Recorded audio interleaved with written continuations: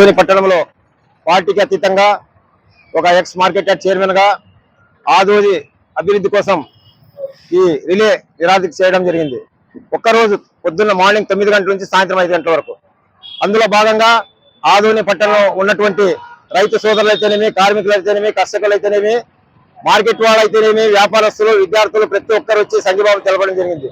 అలాగే వైఎస్ఆర్ మహిళా కాంగ్రెస్ అయితేనేమి, వైఎస్ఆర్ పార్టీ వాళ్ళైతే సిపిఐ సిపిఎం ప్రతి ఒక్కరు రావడము, సంఘీభావం తెలపడం, ఇది పార్టీకి అతీతంగా చేసినటువంటి రిలే.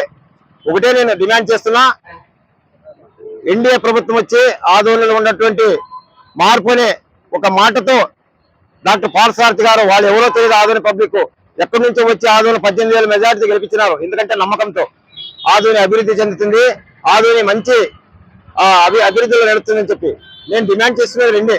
ఒకటి మెడికల్ కాలేజ్, రెండవది ఇది ప్రజల డబ్బు, మున్సిపాలిటీ డబ్బులు కాదు, ప్రభుత్వ డబ్బులు కాదు, ప్రజల డబ్బు. చిన్న చిన్న వ్యాపారాలు, ఫుట్పాత్ లో ఉన్నటువంటి పూలంగి వాళ్ళు, పండ్లంగి వాళ్ళు, చిన్న చిన్న వ్యాపారస్తులు డబ్బులు లక్ష లక్ష కట్టినారు వడ్డీ తెచ్చి. మరి సంవత్సరం చెప్పి 3 సంవత్సరాలు అయిపోయింది, ఇంతవరకు కంప్లీట్ చేయలేదు. ನೀವು ప్రజల్లో ఎక్కడ పోయినా మాటలు అంటే మాటల మరాఠీ, నువ్వు ఈ మాటల్లో చెప్తావు కానీ చేత కాదు. ఏ అభివృద్ధి చేసేదని చేత కాదు.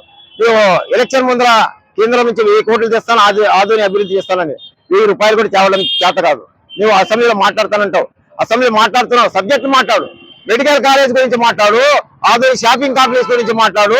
అయిన తర్వాత ఇక్కడ ఉన్నటువంటి ఆదోనిలో ఉన్నటువంటి కబ్జాలు, నువ్వు వచ్చిన తర్వాత నీవు చెప్తుంటే కబ్జాలు కబ్జాలు కబ్జాలని 19 నుంచి 24 వరకు కబ్జాలు జరిగినాయి.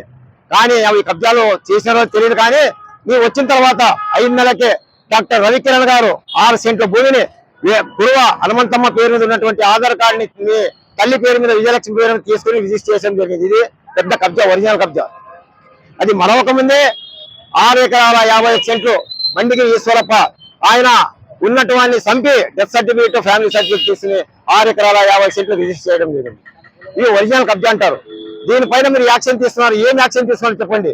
కబ్జా చేస్తే తోల్పిస్తారంటున్నావు, వాళ్ళ పైన ఇంతవరకు యాక్షన్ లేదు. అంటే ఎమ్మెల్యే రాజకీయంగా అండదండాలు ఉన్న వాళ్ళు ఏం చేసినా జరుగుతుందని చెప్పి అనుకుంటున్నారు.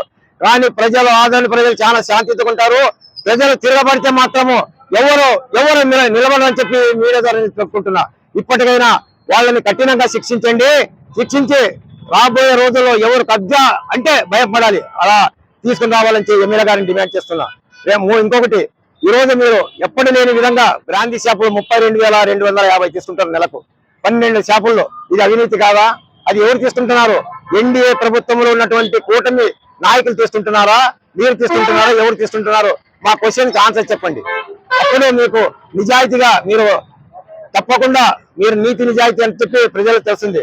అంతేకాని చెప్పేది ఒకటి చేసేది ఒకటి. మీరు వచ్చి 11 నెలల తర్వాత మాటల మరాఠీ కానీ నువ్వు ఎవరికి ఏం అభివృద్ధి చేయలేదు, ఏం చేయవు, చేసి చూపించమని చెప్పి మొట్టమొదటి కాలేజ్, మెడికల్ కాలేజ్, రెండవది షాపింగ్ కాంప్లెక్స్ కంపల్సరీ కంప్లీట్ చేసి ప్రజలకు మంచి పేరు తీసుకున్నామని డిమాండ్ చేస్తూ సెలవు తీసుకుంటున్నాం. ఈ రోజు ఒక రిలే అంటే రాజకీయ అతీతంగా ఈ రోజు ఒక రోజు రిలే కూర్చోవడం జరిగింది. అందరూ సంఘీభావం చేస్తూ ప్రతి ఒక్కరికి నా ప్రత్యేక ధన్యవాదాలు తెలుపుకుంటున్నాను. Thank you. 7 ఉన్నాయండి. ఒకటి మెడికల్ కాలేజ్, 2 షాపింగ్ కాంప్లెక్స్, 3వది కబ్జాలను అరికట్టాలి, 4వది రిజిస్ట్రేషన్ సబ్ రిజిస్టర్ అవినీతి ఎక్కువైపోయింది, 5వది వలసపోకుండా చిన్న చిన్న రైతుల్ని, ఎందుకంటే తాగడానికి నీళ్లు గ్రామ స్థాయి నుంచి వలసపోతున్నారు, దాన్ని అరికట్టండి, ఉపాధి చూపించండి, యువతి యువకులకు ఉపాధి చూపించండి, ఒక పరిశ్రమ తీసుకురండి. ఆదోనికి పెద్ద ఎంతో మంది నిరుద్యోగస్తులు ఉద్యోగం లేక అల్లాడిపోతున్నారు. ఈ 7 పాయింట్ గురించి నేను ఒక రోజు రిలే కూర్చుంటున్నా. తప్పకుండా అందరూ సంఘీభావం తెలుపుతున్నారు. అందరికీ ప్రత్యేక ధన్యవాదాలు తెలుపుతున్నాను.